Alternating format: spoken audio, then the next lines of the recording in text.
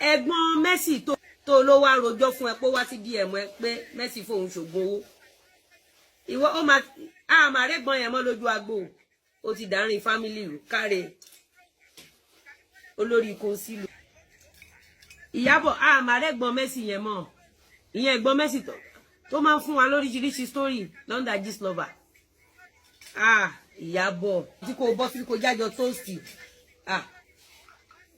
ẹ tó bá kúyàn bá jayó yàwó náà bu tí ọmọ home alone operation home alone rọra busi tó kú tó ń sáré kiri tó ń hárà ìsìkiri yẹn. ẹ̀yin èèyàn wa Lizzy Anjorin ò ní wípé ẹ̀gbọ́n Mercy Aigbe ó sọ wípé àbúrò òun tó jẹ́ Mercy Aigbe pé ó fi òun ṣoògùn owó. Arábìnrin tí a mọ̀ sí Ìyábọ̀ Òjó ló sọ̀rọ̀ yìí tí Lizzy Anjorin tún sọ báyìí. ẹ̀yin èèyàn wa kí ló ń ṣẹlẹ̀ o kí ló ń ṣẹlẹ̀ jẹ́ Lizzy Anjorin ò ní dẹ̀yìn lẹ́yìn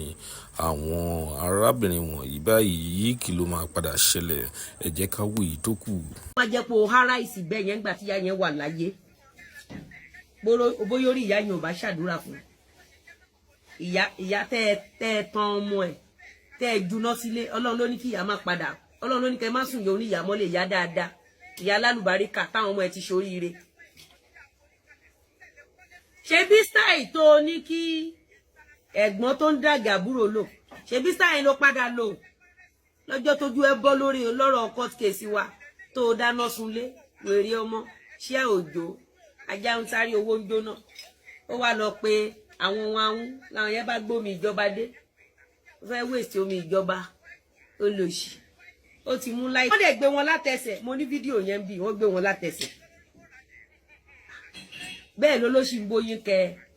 kó máa rókì lọ́kùn ẹ̀yà bọ́ ohun tó fojú ìyá yẹn rí lójú ayé ẹ̀.